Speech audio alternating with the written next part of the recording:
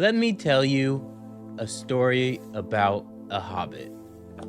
Not just any hobbit, mind you, but one who accidentally kickstarted the fate of Middle-earth while trying to enjoy a quiet breakfast. His name? Bilbo Baggins.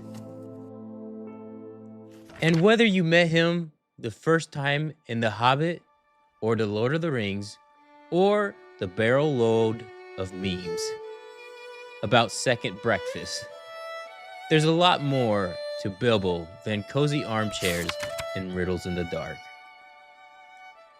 Bilbo's story begins in Bag End, under the hill in the Shire, a land of green hills, second breakfast, and a proud resistance to anything resembling adventure.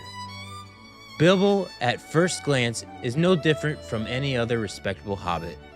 He likes peace, food, pipe smoking, and absolutely no surprises.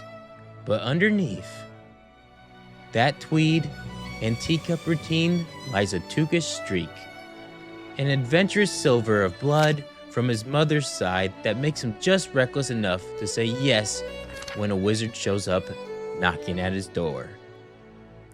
That wizard, of course, is Gandalf, the master of showing up uninvited and changing lives forever. With 12 dwarves in a tow and a map to a mountain filled with gold, Gandalf nudges Bilbo into joining a quest to reclaim Erebor, the ancestral homeland of Thorin Oakenshield. Why did Gandalf choose Bilbo? Because sometimes the smallest hands do indeed turn the wheels of the world. And also, let's be honest, the dwarves needed a burglar, and they needed one that could be small and fit in tight places and get them out of trouble in a jiffy. And so, like any proper mythic journey, Bilbo's tale is one of transformation. He starts out fumbling, out of breath, and constantly questioning his life choices.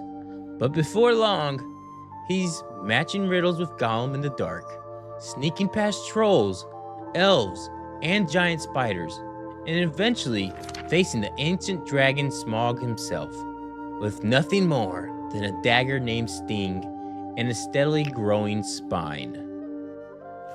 One of the most iconic moments in Bilbo's arc happens deep in the Misty Mountains, where he stumbles upon a peculiar gold ring, left behind by a pitiful creature obsessed with riddles and raw fish.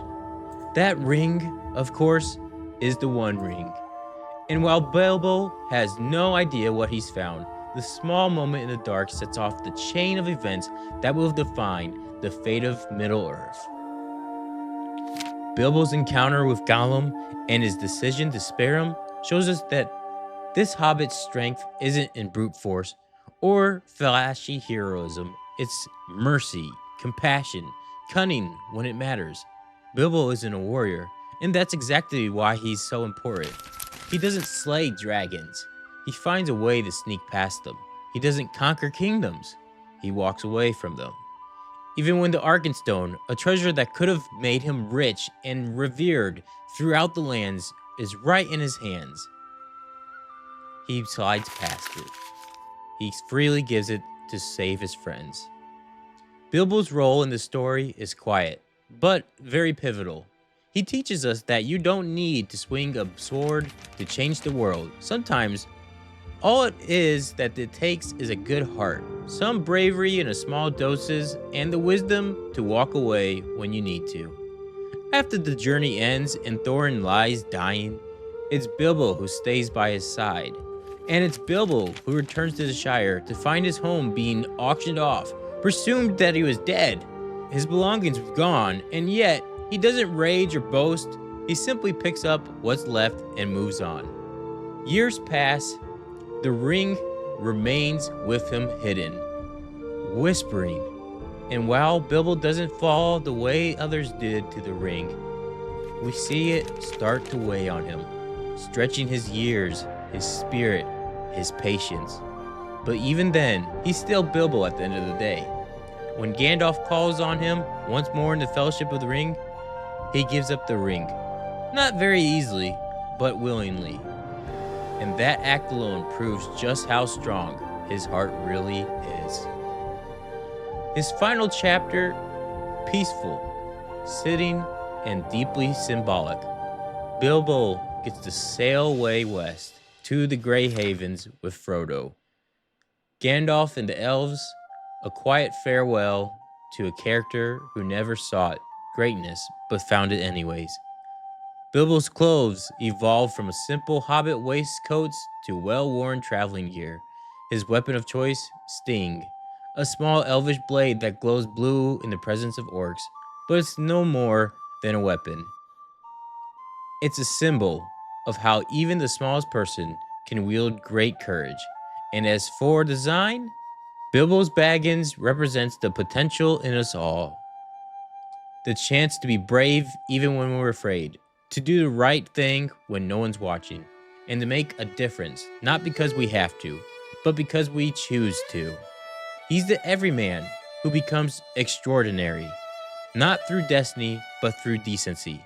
So next time someone tells you that greatness only comes to kings or warriors or chosen ones, remember the hobbit who left his door unlocked one morning and came back changed forever. Let me know if this story spoke to you. Bilbo is one of great courage, faith, and just has a lot of parallels to Samwise Gamgee. He's the everyday man, as I mentioned earlier. And who knows, maybe you who's watching may be the next Bilbo Baggins. And instead of shaping Middle-earth, you will shape the world around us. Stay tuned. Until next time, see you later. I'm out.